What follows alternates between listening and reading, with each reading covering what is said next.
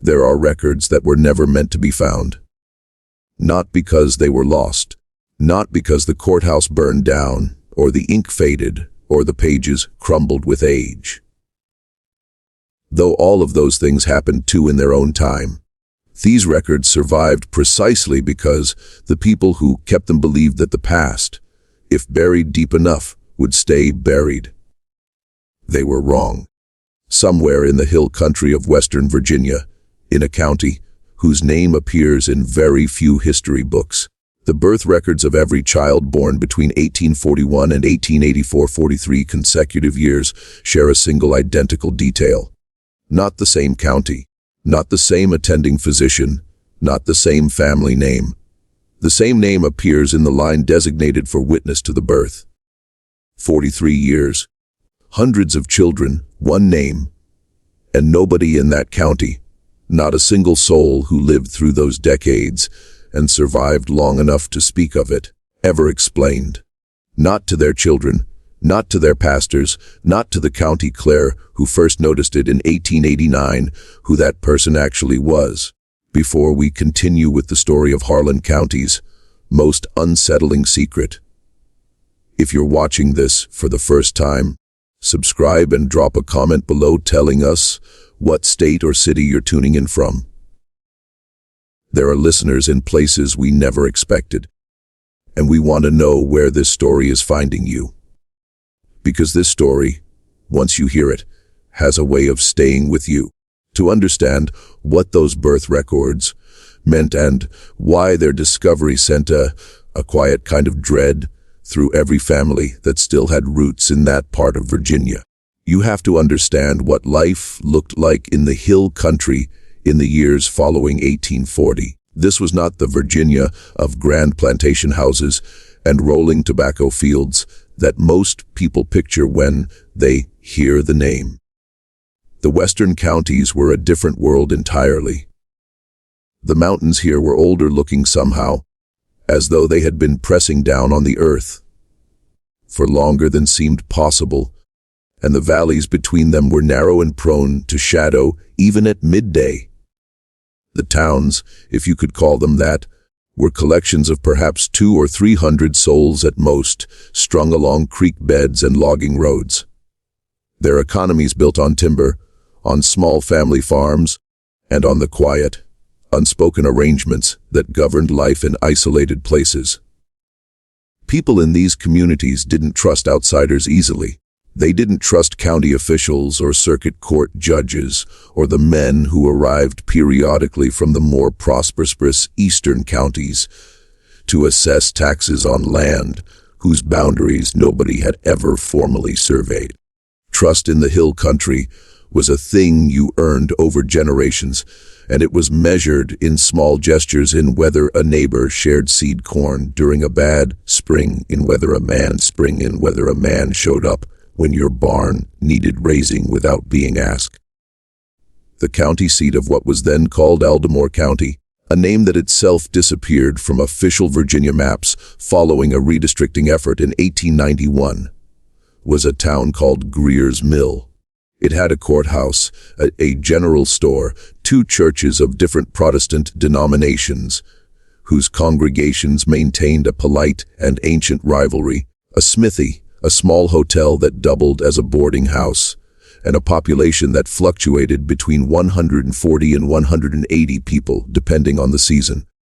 The surrounding farmland was home to perhaps another 800 people, scattered across the ridges and hollows, families who might come into Greer's Mill 3 or 4 times a year for supplies, for court business, or for the irregular occasions when a traveling preacher came through and set up in the larger of the 2 churches. Births in these communities were rarely attended by physicians. There was no physician in Greer's Mill until 1857, and even after Dr. Alton Prewitt established his practice there, his reach extended perhaps 5 miles in any direction before the roads became too poor and the distances too great for a man on horseback to arrive in time to be useful.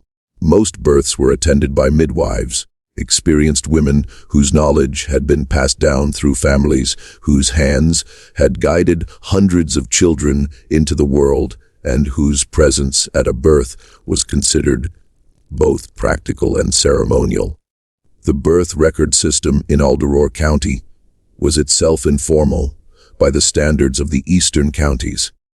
A ledger book was kept at the courthouse, and births were supposed to be registered within 30 days of their occurrence. In practice, many were registered months later when a family member happened to pass through Greer's Mill.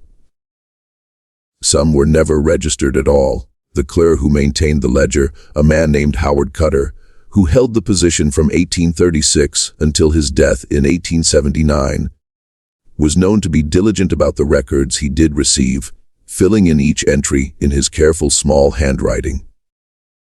The child's name, the parents' names, the date of birth, the approximate location, the name of the attending midwife or physician, and the name of any witness present.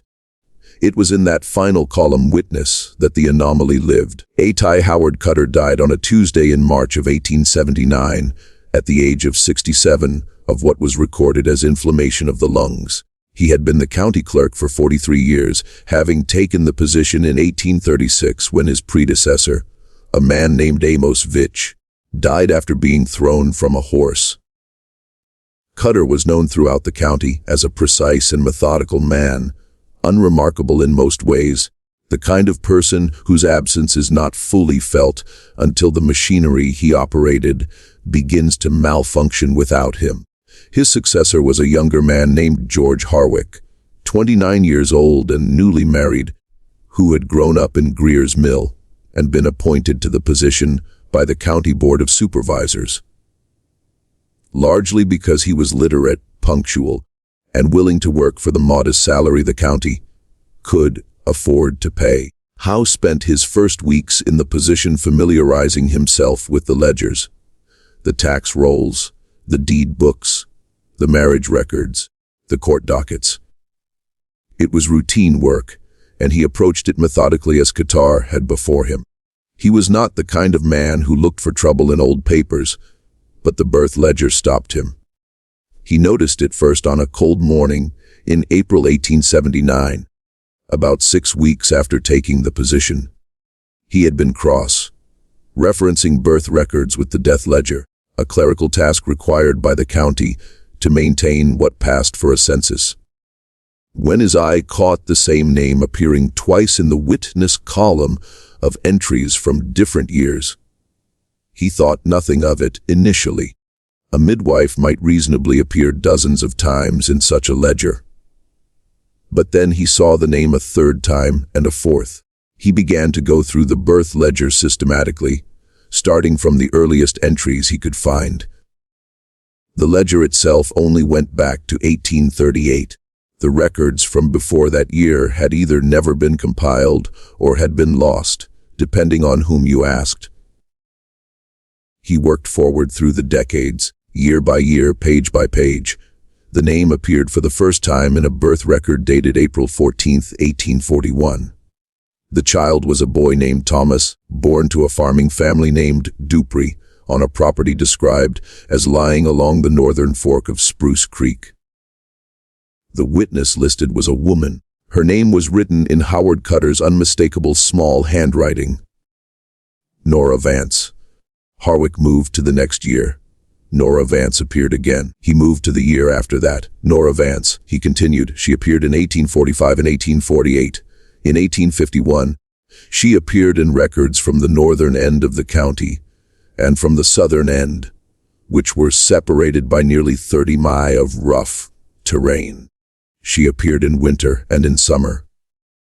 She appeared in years when the county had a practicing midwife on record, and in years when it did not. By the time George Harwick had worked through to 1879, the year of his appointment, the year Howard Cutter died, he had found the name Nora Vance as listed witness in 67 birth records. 67 children spanning 38 years. He closed the ledger and sat for a long moment in the cold courthouse office, the smell of old paper and tallow candles around him, listening to the sound of the creak behind the building. Then he opened it again and checked his count. He had not made an error. What Harwick did next was the most natural thing in the world. He asked around. He asked the older men who came into the courthouse on business whether they knew a woman named Nora Vance. He asked the women who came to register deeds or pay taxes.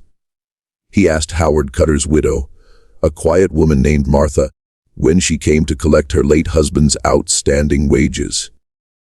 He asked the two churchmen, Reverend Delbert Sapp of the Methodist congregation and Reverend O.P. Newland of the Calvary Baptist, whether the name was known to them. The responses he received were, in retrospect, more interesting than the question itself.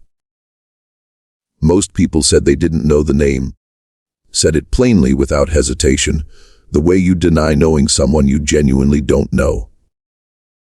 But Harwick was a careful observer of people, as men who work with documents often are, and he noticed that the questions sometimes produced a small involuntary reaction before the denial. A stillness around the eyes, a slight pause before speaking, the way a person looks when they are deciding something rather than simply answering. Martha Cutter, the late clerk's widow, was the most forthcoming. She was a woman in her mid-60s. By this point, with a particular directness that comes from having outlived most of the circumstances that might have required caution. She told Harwick that she had heard the name, once perhaps 20 years prior in connection with her husband. She had been sitting in the kitchen of their home while Howard was talking with a man at the back door. She could not see the man from where she sat, and she had heard her husband say in a tone she could not quite characterize, "You tell Nora Vance that this has to stop." She had asked her husband about it afterward. He had said it was county business, and he had never mentioned the name again. Harwick wrote this down in his personal journal, a document that would not surface for another decade, and continued his inquiries. The answers he received from the older farming families were collectively more suggestive than any single response. Several people acknowledged with varying degrees of reluctance that the name Vance was associated with a family that had lived in the most remote part of the county, far up one of the eastern hollows away from the main roads. They spoke of this family the way people speak of something they have long ago decided not to think about. Not with fear exactly, but with a kind of practiced avoidance that had become so habitual, it no longer felt like avoidance at all. One man, an elderly farmer named Rufus Dent, who was at that time in his late 70s, and who seemed to have reached the age at which consequences no longer held much weight, told Harwick something more specific. He said that when he was a boy, perhaps 12 or 13 years old, which would have placed the memory sometime around 1813 or 1814, nearly 70 years before the conversation, there had been a woman who came down from the eastern hollows to attend births throughout the county. He did not know her family name as a child. She was called simply the Vance woman, or sometimes the woman from the hollow. She was not a midwife in the usual sense. She had never apprenticed with anyone, had no formal knowledge that anyone could point to, but she was sought out, particularly for difficult births, because her presence was considered to ensure a good outcome. Not in a religious sense, Dent clarified. Not the way you'd call for a preacher, in a practical sense. Women who were attended by her were said to recover more quickly. Children born with her present were said to be stronger. He had seen her once as a boy, he said. She had come to his family's farm when his mother was in labor, with what would become his youngest sister. He remembered a woman of indeterminate age. He had perceived her as old at the time, but he acknowledged that, as a child, he had perceived most adults as old, with dark eyes and an unhurried manner and hands that he had found even at 12. somehow deeply unsettling without being able to say exactly why his mother had recovered. His sister had survived. He had not seen the woman again after that. Howe asked him how old she had appeared to be. Dent thought about it for a long moment. 40 perhaps, he said finally. Maybe 50. It's hard to say. She looked the same age the second time I saw her, and that was 30 years later. Harwick paused his writing. He looked up from his journal. You said you saw her only once, he said. Dent met his eyes without expression. I was wrong about that, he said. George Harwick was not by nature a man given to superstition.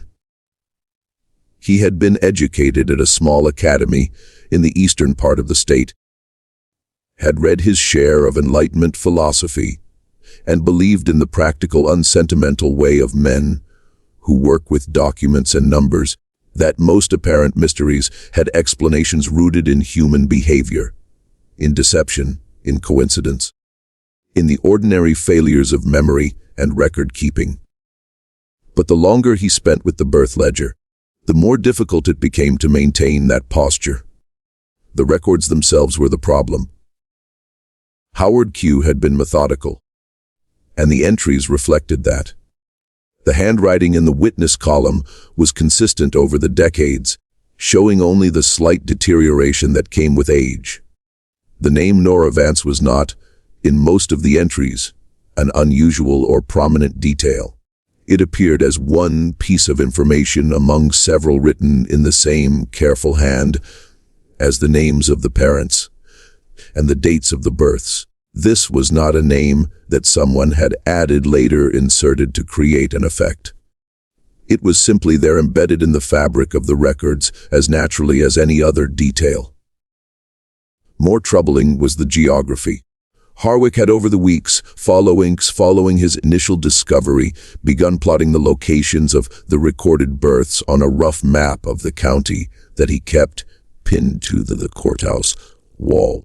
The properties described in the records were scattered across a vast area, from the creek bottoms near Greer's Mill to the high farms along the ridge roads, from the northern boundary of the county near the settlement called Bone Lick to the remote southeastern hollows, where the last of the old growth timber still stood. Many of these locations were separated by distances that would have required in the road conditions of the 1840s and 1850s a full day's hard travel on horseback.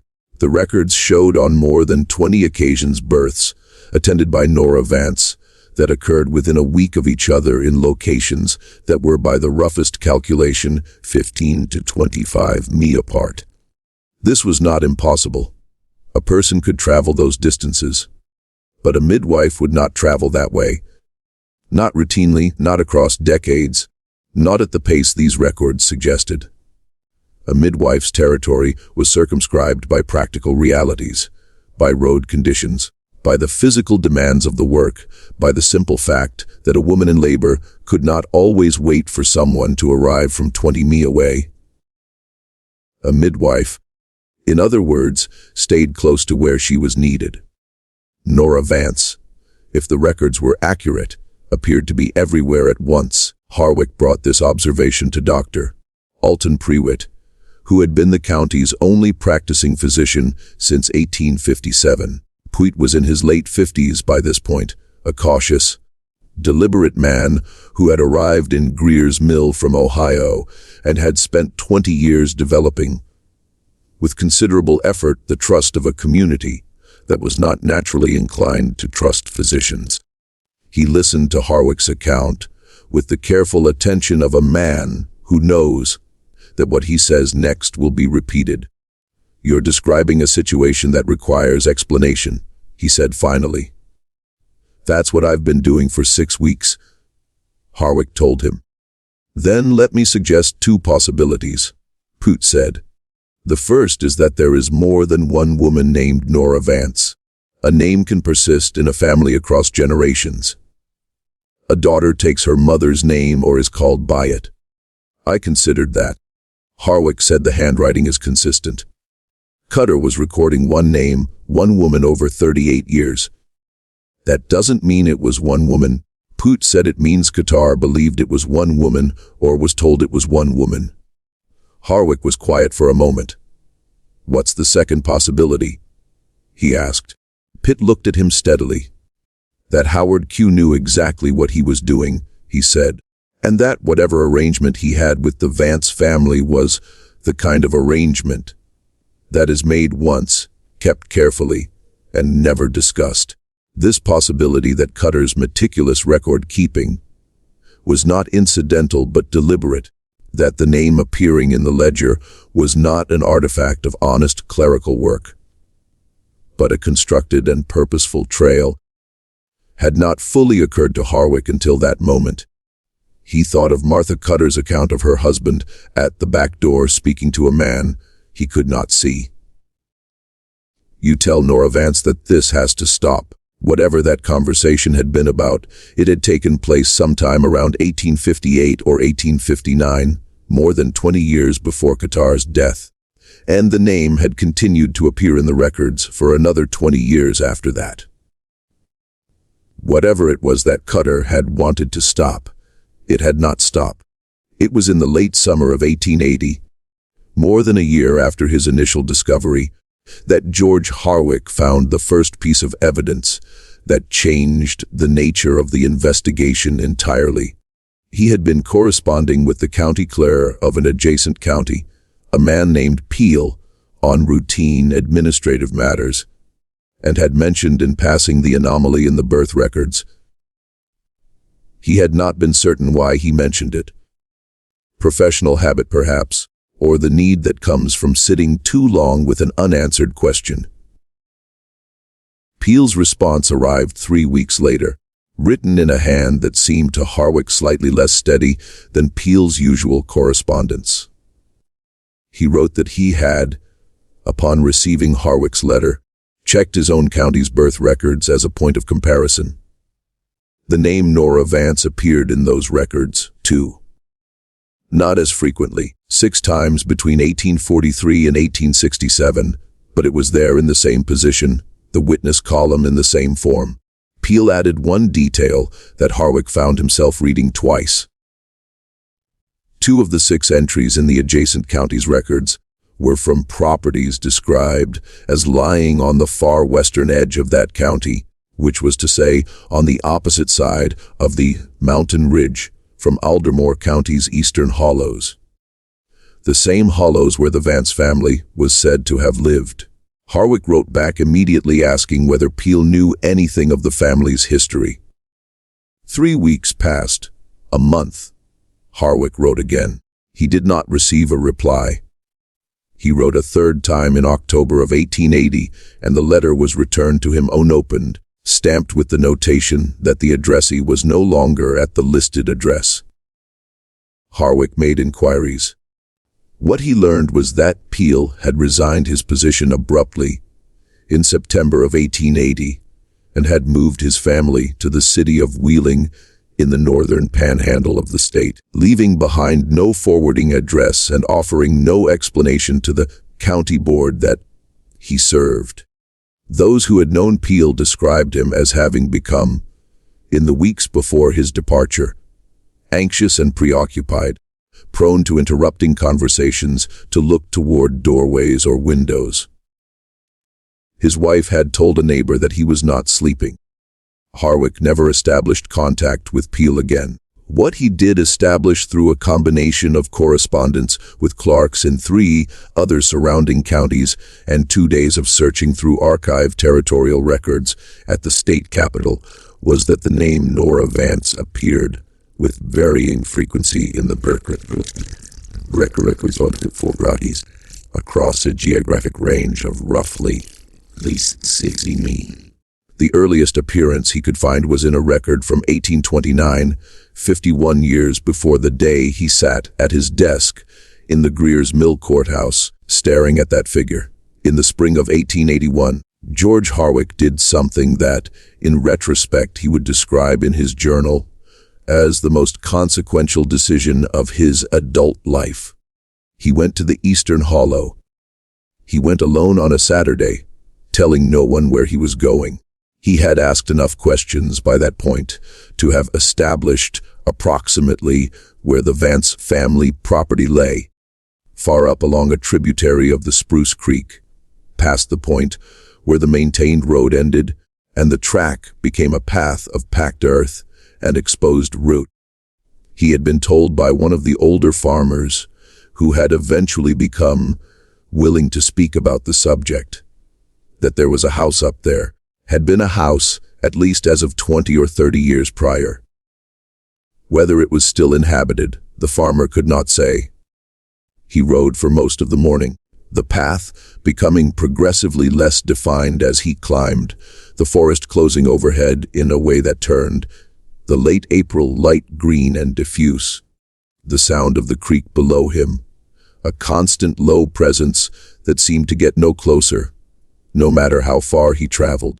The air at that altitude had a smell that he would later try several times to describe accurately in his journal and never fully succeed. Something like old wood and cold water, and something else, something slightly sharp, like the air before a storm. Except that the sky in the fragments he could see through the canopy was perfectly clear. He found the house in the early afternoon. It was smaller than he had expected, a 2-room cabin of hunied timber, old enough that the wood had gone almost black with age, set back from the path in a flat clearing that someone had at some point deliberately leveled out of the hillside. There was a kitchen garden in the rear, recently turned, a wood pile neatly stacked beside the south wall. Smoke from the chimney, thin and pale in the bright spring air. Someone was home. He dismounted and stood for a moment at the edge of the clearing, aware of how quiet it was. Not the silence of absence, but the silence of attention, the particular quality of stillness that you feel when you know you are being watched. He had experienced that feeling before in legal situations, when the counterparty knew more than they were showing. He recognized it here. He called out. He announced himself as the county clerk of Aldior County, said that he was there on official business, and asked whether anyone was present. After a moment, the door of the cabin opened. The woman who appeared in the doorway was not what he had expected, though he could not have said precisely what he had expected.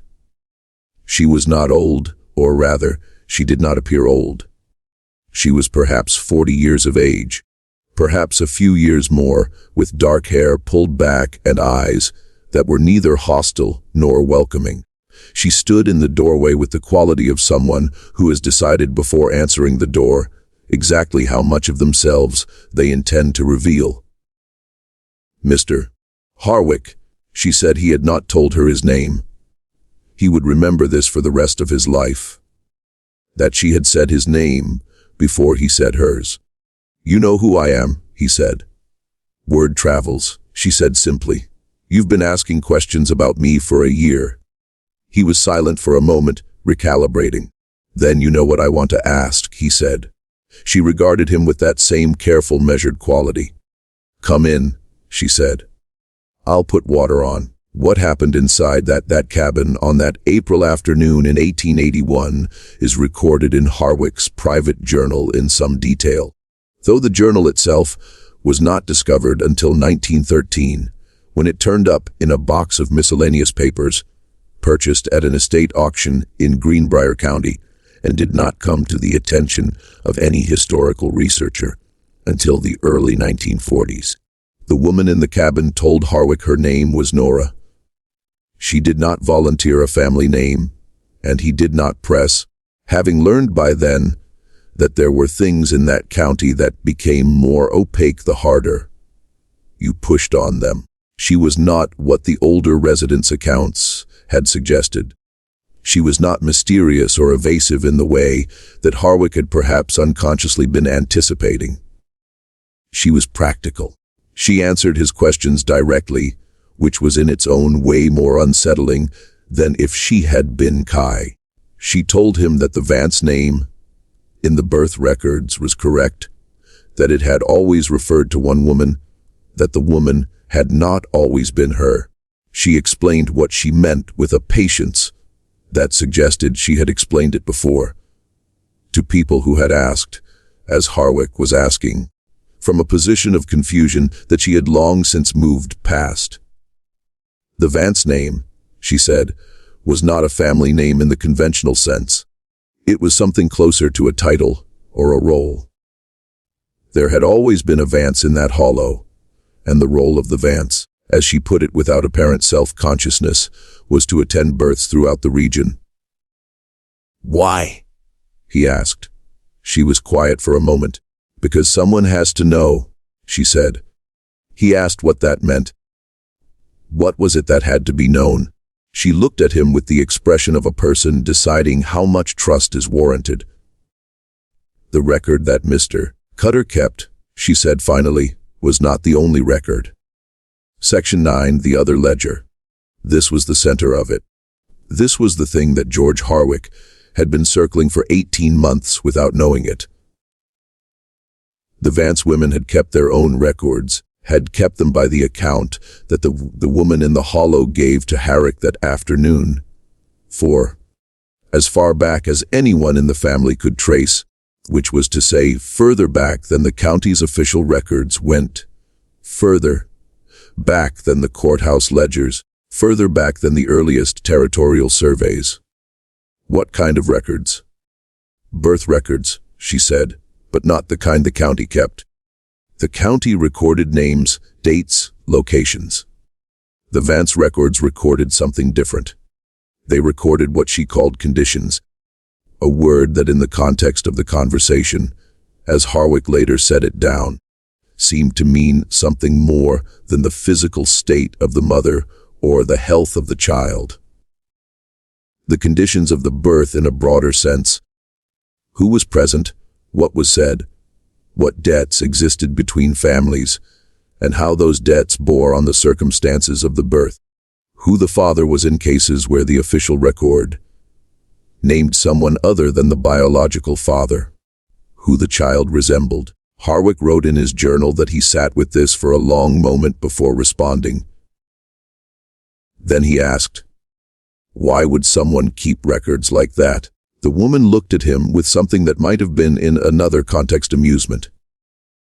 "Why do you keep records?" she said. He said, "Because the county requires it. Because the law depends on accurate documentation of births and deaths and property transfers." "Yes," she said, "and these records serve a similar function." He asked her to explain. She said, "There are things that happen in communities that the official records do not capture, arrangements that are made between families, agreements that are honored or broken, obligations that pass from one generation to the next without ever being written down in the courthouse ledger. The kind of things that determine who inherits land, who owes a debt, who has a claim on whom. In a place like this, in a county like this, those undocumented arrangements were not minor details. They were the actual architecture of how people lived. The Vance records, she said, were an accounting of that architecture." Harwick asked the obvious question. He asked why the official county records bore the Vance name as witness. Why had Qatar for nearly 40 years been writing that name in the ledger? She was quiet for a moment. The fire in the hearth made a sound. The thin thread of smoke rose from the chimney outside, because he was one of the people who needed things not to be in the official record. She said this was the claim that Harwick found most difficult to absorb, and which he spent the most time examining in the pages of his journal. Howard Q had been county clerk for 43 years. He was known as a meticulous and honest man. His official record was by all accounts clean. The ledgers he kept were accurate and carefully maintained, and there was no suggestion in any account that Harwick had gathered that Cutter had engaged in any of the corruption that was common in rural county governance of that era. No sale of favorable assessments, no manipulation of land records, no embezzlement of tax revenues. But the woman in the hollow made a different kind of claim. She did not say that Cutter was corrupt. She said that Cutter was careful, that the relationship between Qatar and the Vance family had been, from his perspective, a form of insurance. By recording the Vance name in the birth ledger, he was acknowledging in an oblique and deniable way that the Vance women existed and that their records existed. This acknowledgement served in the logic of the arrangement as a kind of guarantee, a signal to anyone who knew how to read it, that the official records and the Vance records were in alignment, that nothing in the courthouse ledger contradicted what the hollow ledger contained. Why would a county clerk want such a guarantee? Because, she said, Howard Cutter had a secret that the Vance records documented. She did not tell Harwick what the secret was. She said only that it was the kind of secret that required the official record to be maintained with particular care, and that Cutter had understood from very early in his tenure that the best protection for a man who needed official records to be trusted was to be himself genuinely trustworthy. Harwick asked, was this secret something that could harm people who were still living? She considered this for a long moment. It's already harmed some of them, she said quietly. The ones who are still living chose to keep it. He asked who they were. She did not answer. He asked a different question. He asked how many families in the county had entries in the Vance ledger that differed in significant ways from what the official record contained. She looked at him steadily. Enough, she said, that you should think carefully about what you do with the question. George Harwick rode back down from the hollow in the late afternoon, the sun slanting through the trees and throwing long shadows across the path. He did not look back. He had the distinct sense, which he recorded in his journal with a precision that suggests he was trying to fix it accurately, even as he experienced it, that the clearing behind him had become empty the moment he turned away from it. He did not go to the hollow again. What he did over the following months was more cautious and, in its way, more revealing than a second visit might have been. He paid close attention to the community around him. He watched specifically for evidence of what he had been told, for signs in the behavior of the older families, of the kind of undocumented architecture that the woman in the hollow had described. He found it not in dramatic form, not in accusations or confrontations, or anything that would have been visible to a casual observer. He found it in the small, unremarkable transactions that constitute the daily life of a rural community, in the way certain families treated certain other families, in which land disputes were pursued aggressively, and which were allowed to quietly resolve, in whose credit at the general store was honored without question, and whose was scrutinized.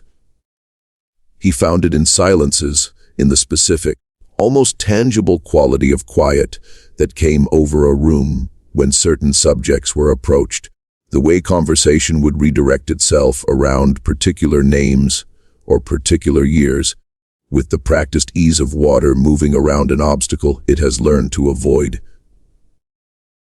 He had been living in this community for 2 years. He had thought he was learning it. He understood now that he had been reading the official version of it, the surface record, while the actual ledger existed somewhere else entirely. In September of 1881, he received an unexpected visitor at the courthouse. The man gave his name as Deer. He offered no first name, and Harwick did not ask. He was perhaps 60 years old, a farmer by his appearance, a man of the county by his manner. He said he had heard that the new clerk had been asking questions about old records. Herrick said yes, that was accurate. The man said he wanted to offer some advice. He said, there are records in this county that have been kept a certain way for a long time. The people who kept them that way had reasons. Some of those reasons are still operating. Harwick asked what he meant. The man looked at him with an expression that was not hostile. It was, Harwick wrote later, almost kind. The expression of a person who is delivering a warning, because they have decided that the warning is genuinely warranted. There are people in this county, the man said, who have built their lives on the assumption that certain things are settled. Land, names, family lines. If the records you're looking at suggest that those things aren't settled the way people believe they are, it would be better for a lot of people.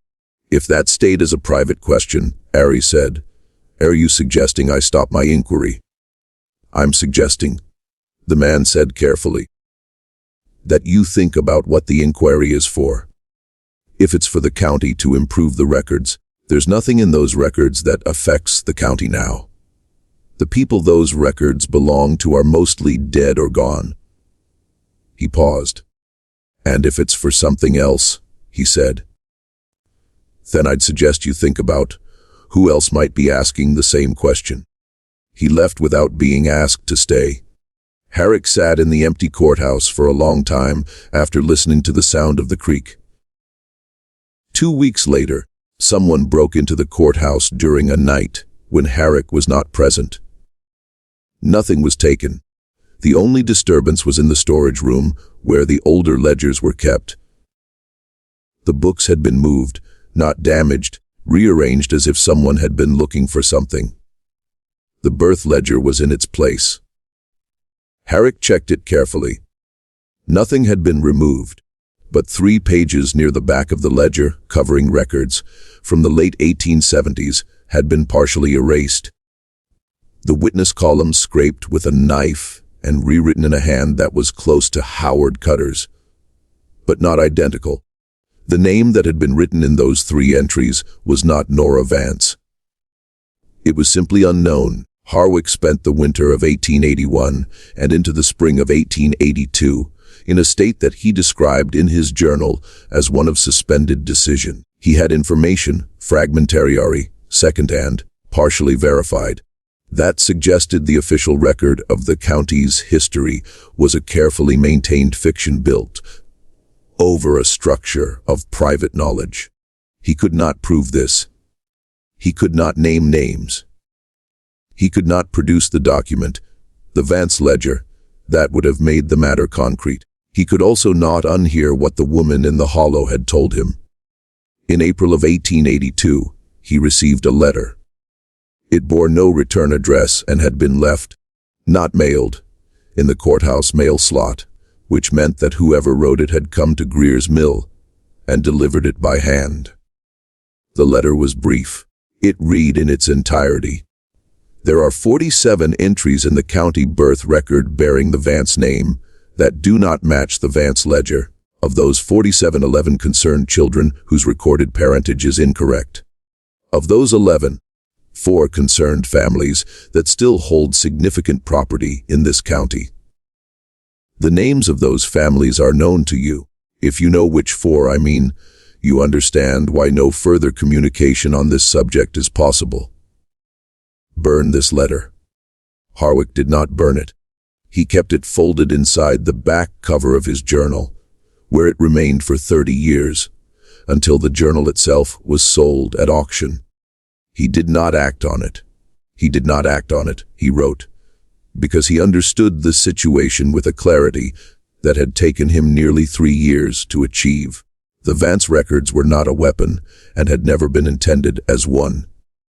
They were, as the woman had said, an accounting, a parallel record of the true structure of the community, maintained not for the purpose of exposure, but for the purpose of stability.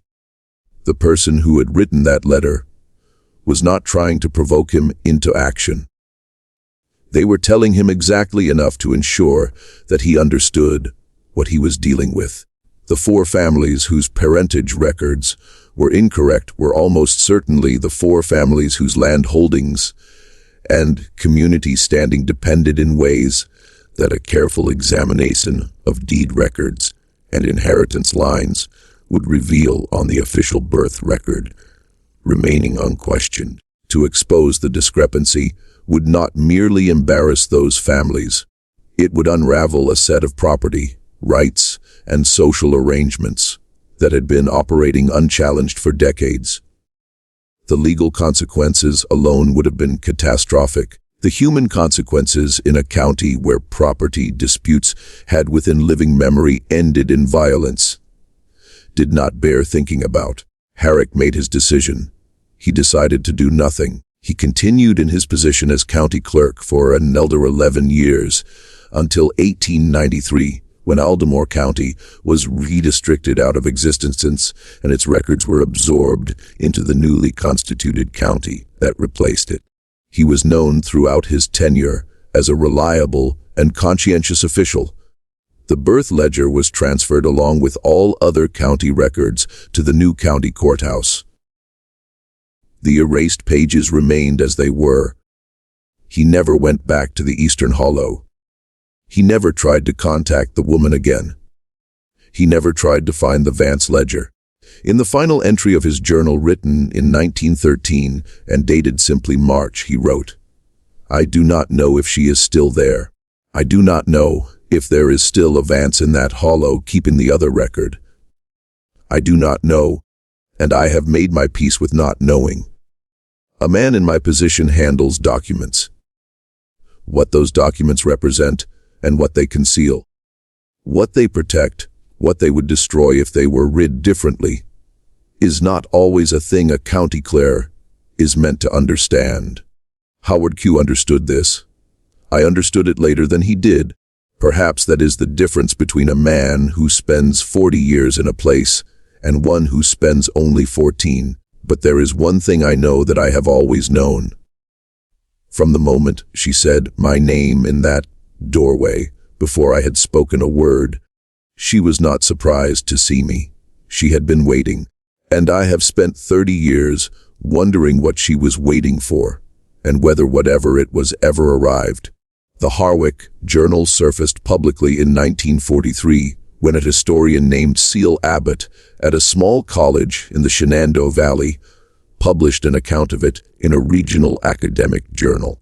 Abbott had come across the journal as part of a larger project researching pre-Evil War administrative records in the Virginia mountain counties, and the Vance anomaly, which he called it in his article, occupied about 4 pages of a 22-page paper on clerical record-keeping practices. His article attracted almost no attention at the time. The country was at war. Academic papers on 19th-century county administration were not widely read in any period. But Abbott had done something that Harwick had not. He had tried in a limited way to locate the Vance ledger. He had not found it. What he had found and recorded in 4 additional pages that he ultimately did not include in the published article, and which came to light only when his own papers were archived in 1971, was a pattern of absence that he found more significant than any presence could have been. In the late 1880s and early 1890s, following the redistricting of Aldermore County, several legal proceedings had taken place in the new county courthouse that bore in Abbott's reading the unmistakable marks of the kind of property dispute that would result from the correction of an incorrect birth record. None of these proceedings mentioned Vance or the birth ledger or anything that could be directly connected to the situation Harwick had described, but they were there.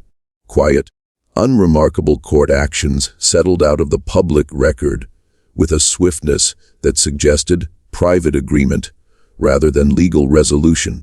Abbott wrote in his unpublished notes, "The most interesting aspect of these proceedings is not their outcome, which in each case favored the established holder of the property in question, but their timing. They cluster in the years 1887, 1893, precisely the period during which the redistricting would have brought new eyes to old records. Someone with knowledge of the birth ledger anomaly was in these years systematically protecting the families in question from legal challenge. That person had to have access to both the official records and the Vance records. That person or the family of that person is still in this county. He did not name who he believed that person to be.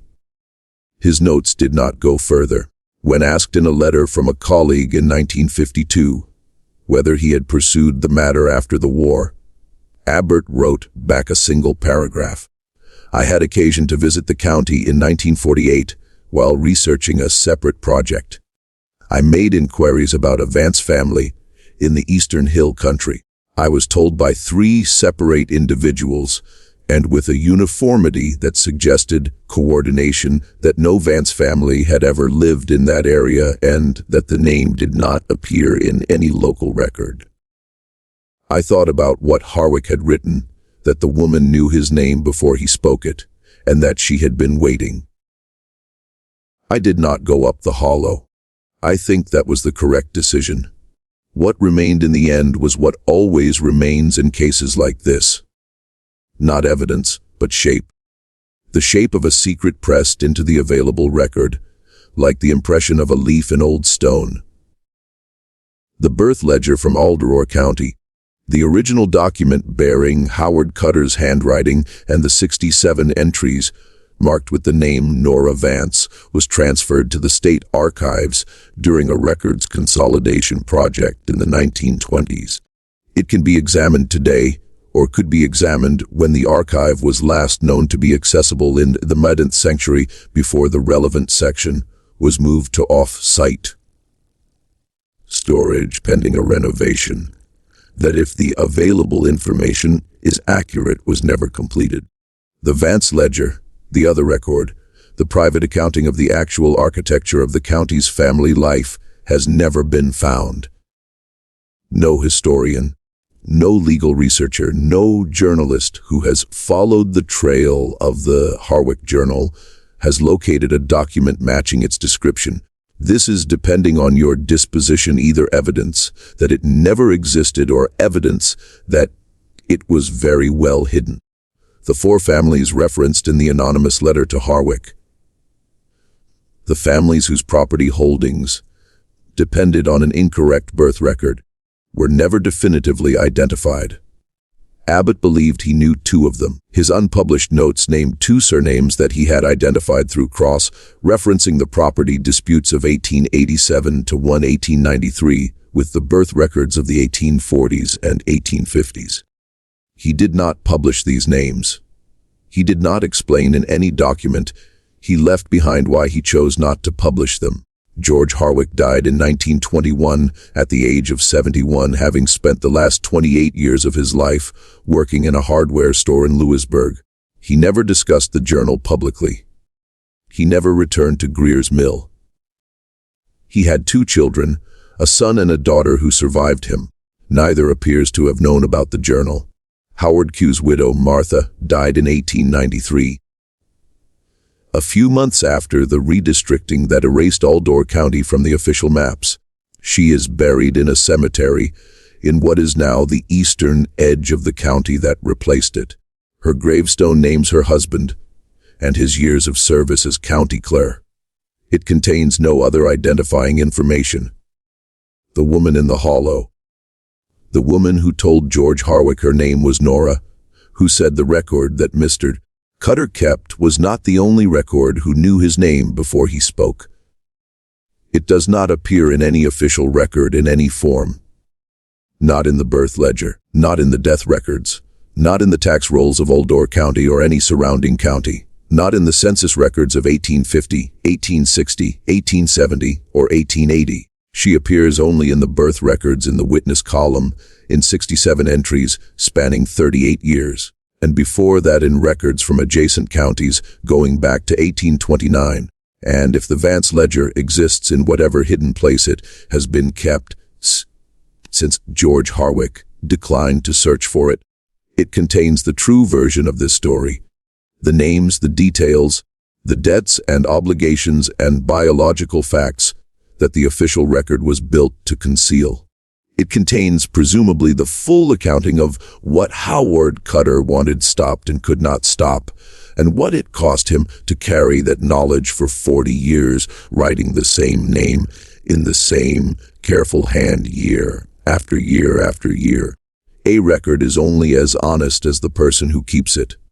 And some records, it turns out, are kept by more than one person. That has always been the unsettling part. Not the name that appeared 67 times, but the name that appeared nowhere at all and knew everything. Anyway, what do you think of this story? Do you believe everything was revealed? Leave your comment below.